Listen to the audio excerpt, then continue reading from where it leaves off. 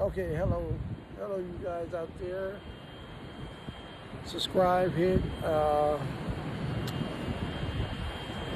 subscribe, like. You know, I just want to tell you,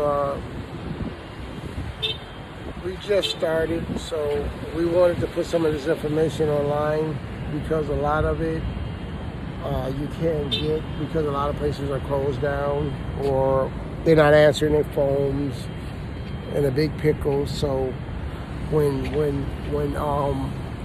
you say start from the bottom to the top, we really mean the bottom to the top. So we have like 5 engineers. We're doing owner operator. There's a difference between owner operator and a lease driver. A lease driver could be anybody from somebody just leasing a truck, like a car. You lease a car, you got to pay the damages, whether it's physical damage. You got to pay for all of that. So I think it's better off to come correct. And you want to get like 2015 or newer, because we're in the year 2020. So anything that's under 2014, you got to make sure it's well maintained. Although that's not old, 5 years is not old. In this business, you don't want nothing over 5 years, and you won't, something broke in probably in 2018, consider still a new truck with 100,000, because you can have some trucks with 500,000 miles on it just getting broke in. And now we got the DDT 13s people wanted me to brush up on. They're great trucks. They're automatics. They do the job. Only thing you just got to watch, you can still burn out stuff. It's just you got to be careful when you're hauling heavy loads. Make sure the right amount of load is on each steer. You don't have to get too technical, but you want to make sure the truck ain't overweight, because we got a lot of guys that's just driving and not looking for the important parts. And what I mean by that, I'm talking about like they slack on the trip. The post-trip is important, and the first CDR pre-check. When you first get up in the morning, check out your tires, your lugs, all of that stuff. But you also want to check out the stuff that people neglect. Accidents happen. So that'll prevent a lot of accidents from happening. By us doing that, we prevent a lot of stuff from breaking down, But it's some things you can't check, like the weather. Well, you could check the weather, but, some things we can't help, like Mother Nature. But being smart, we want to make sure that we check the things that we can check, make sure they're operating functionally, and that way, when we do get on the road, it'll prevent breakdowns and other stuffs. So this is the school. It's a pretty big school. It can hold about 100,000. They got 4 campuses. Remind me of the University of Syracuse, in Syracuse. And Southern University wasn't a choice because the heat is just too hot this time of year. So Louisiana and Ole Miss was was in there, but I think I narrowed it down. I know I jumped from the schools because the schools go with the learning stuff. Because a lot of people want to stop learning. They just want to make money, but they don't know when you're doing this learning stuff, you're investing in yourself. So no truck, no equipment. It's more important than you learning stuff, because that tool is like an investment of yourself. Like I got a guy that's got 20 years experience hands-on. It's like he's got a PhD. So people say it's a player's degree, but I'm gonna tell you, he's in the game. And not only that, people trust him because many people trust him with their life, because when he's fixing those tires and those engines, like I told you, DDT 13 is automatic. I think it's a DDT 15, which is a stronger, heavier truck. I don't know why they made 2, but I think one is more powerful than the other one. But it's up there. To me, a Mack and a Peterbilt and a Kenworth are some of the best and first trucks that came out.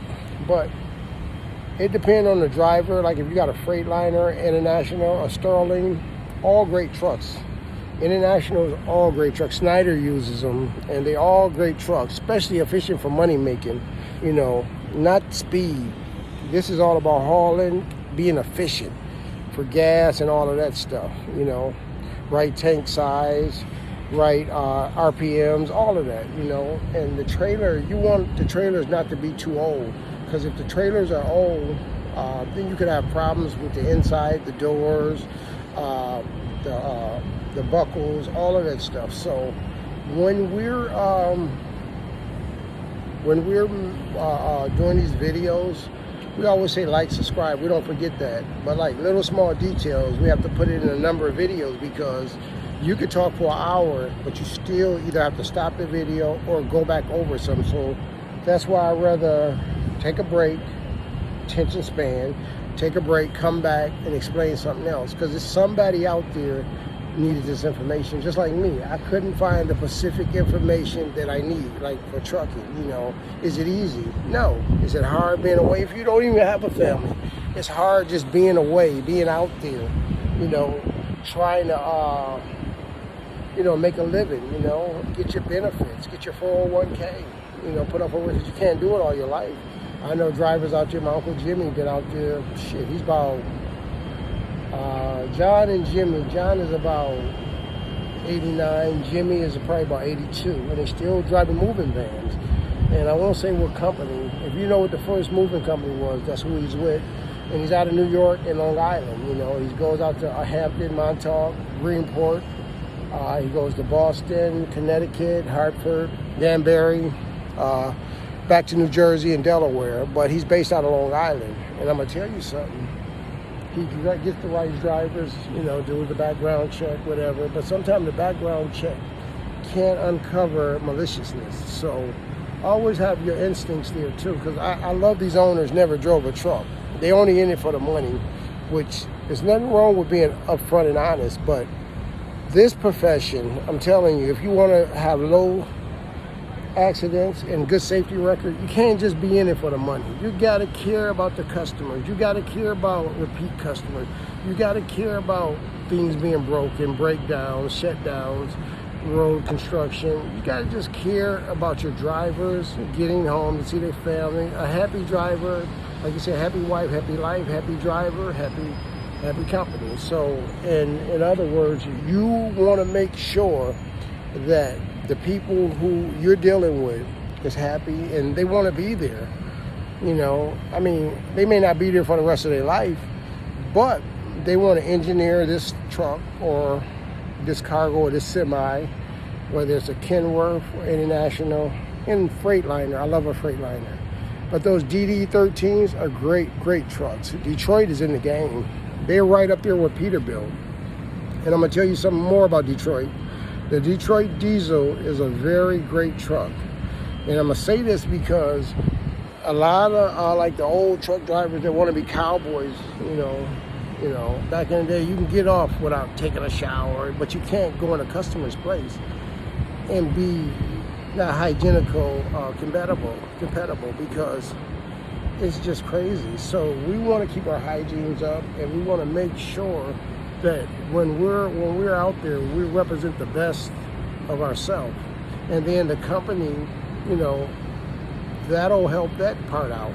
So when we're out there representing like we're supposed to, things go right. And then that's why I was saying, you just can't be in it for the money and the benefits. You got to be in it because you like it, because driving is demanding. Especially right now, some places you can't even get out your truck. So you want to have everything you need. Go shopping at Walmart, someplace that's reasonable. I'm not going to say cheap, because everything cheap is not good, and everything good is not cheap. So saying that, and you want to make sure that you're not out there for the wrong reasons, like out there chasing women or women chasing men. You want to be out there, taking care of your business, being safe, parking in the right spots. Don't park in no zones where you can't idle, and keep your air conditioner on. Don't park in those spots where you can't have a peace of mind and do what you have to do, So what I mean by have a peace of mind, because everything is serious all the time, but most of the time it's serious. But the same thing make you laugh, make you cry. And you hear me say that a lot. I learned that when I was probably about 16 years old. Never understood it. But the guy used to say that, because I used to box, and he was going to Golden Gloves. He said, the same thing make you laugh, gonna make you cry. I said, whatever. So when I grew up, when I got about 21, I started saying it because it made a lot of sense, because the same thing I was crying from made me laugh. And what's so great about that is sometimes laughter can help you ease the moment, so that way you won't be so serious and so heartbroken when something don't go your way, or, oh, this profession, I don't like it, or I'm not making enough money fast enough.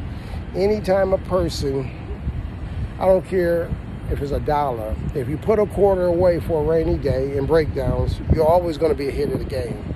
So it's always going to be hard work at the beginning. So you got to get through that phase. I'm not going to do an 18-year-old's game and I'm a 60-year-old, and vice versa. So, and what I mean by that, making it simple, I'm not going to go work at Walmart or Target. Amazon, I heard, it's any man's game. It's out for grabs. So what I'm saying is, you don't want to be too physical of a job when you're starting off at 60 or 50. So the best thing to do is make sure that you know what you're in for, because each day things go day by day, and by it going day by day, you got to know that I got to make it through this day. Tomorrow ain't promised to us. But hey, the good news is, once we get into a rhythm, things go fast. Like look at June. June is already gone. Who would think June would go that fast? A lot of people is coming back, going back to school. Some of them is elective. Some people live on campus, and some people's from other countries. So hopefully everything will go well for them. Because imagine being from Sri Lanka or Philippines or another country, and you're studying over here. So you come across all types. We hauled caskets for like 2 years, and it didn't matter. We even hauled the cement ones that they put in the ground. And I never knew they had cement ones. I never knew, well, I seen them, but I never knew what they was used for. But they weigh a lot, all of them on fork. So now most of the loads we got, we don't even have to see them. We just drop the trailer and pick up the next one. But the great thing about that is we never had to touch them. But we knew when that seal was on the trailer, it was something that they wanted to make sure it wasn't broken and keep intact, or it wasn't too fragile. So that's why we're jumping from education. We had old Go Blue. So the first person I knew went here was Bubba Smith. So it is significant to what we're saying. So we never take nothing for granted, because I'm going to tell you what, people think just because somebody graduated or want to do good for themselves, they didn't have a hard upbringing. It's people that go to this place that didn't have parents, It's people that go to this place got parents, and it's tough to deal with them because both are tugging you in two directions. And you want to go into the direction you need to go into to make yourself successful. You don't want to be your mom or your dad. You want to be a better version of yourself. So the best thing to do is, like I said, take it one day at a time. It was a while before we put out another video. We're going to get in a groove where we're putting out one every day. We're going to get a little crazy with it, a little creative. And we're going to have some jokes. And sometimes we're going to have some good news and bad news. But the good news about all of this, once we get past this election, we can do more and more videos about things that need to know for safety on the highway, why we got to go safety first, and why we got to take one day at a time, and why construction feeds into trucking and heavy equipment operation, from scrapers to back and front end loaders, and why the emphasis on not money versus money, have and having not, like Tyler Perry, the have-nots. But the main thing about what we're talking about is that person that don't have a video they can understand, somebody from the neck of the woods. It's one thing to hear about it, but to have them talk to you. Now we got that reach. We're not gonna go live, but we will answer once we figure out how to do it. Answer questions and comments, and if people got a question about You know, what do you do if you live in Indianapolis, you have to go to Detroit or Columbus every single day? To me, that's still local. You know, that's what, 2 to 4 hours away. And you can do that and still come back home. You may come home late, but you know, why get into a business and you don't want to show the best of you? Why get into, even in the NBA, they're making millions, you know, which may stop. And they go all over the country, you know.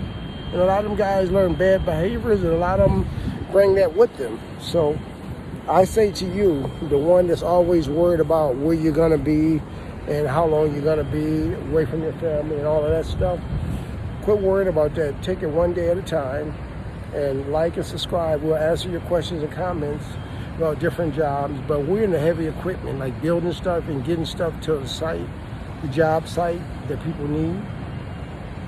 You know, getting stuff to people's houses, their home, household goods, you know, and it's important. You know, people don't know in Russia and China, a truck driver is just as important as a doctor. Because what a doctor got to eat, a doctor's got a shop. You know, dentists, doctors, lawyers, they all shop. So getting stuff to point A to point B safely is very important. So don't take your job for granted, because your job is important as the next job. Every job, that's why you have ranks in the military. Every job is important. The military may be a bad example, but you know what? It's an example that everybody can relate to, you know, mostly everybody. But I'll let you know something. You have to take it one day at a time. Questions and comments, like, share, and make sure you share, you know, because we got a lot of people, I don't say the hood because people don't know. If you ever been to a favela, they'll make the hood look like Queen Elizabeth's castle. And I'll tell you something else. Once school started back, you got people here that's homeless getting their education. And my hat goes off to them. And you got people here that don't have parents, don't have no support system. But they're getting it done one day at a time. You can't do everything online because some things are hands-on. You got to learn from doing it. So with that, we're going to say like it, share it, and we'll see you next time. Make sure you share it. And, you know, especially for people that only understand people that explain stuff. And then, like, if you don't understand something, have a comment, you know. And so it's not so serious. But the days we live in, you got to take it one day at a time, you know. Like, share, and subscribe. Okay?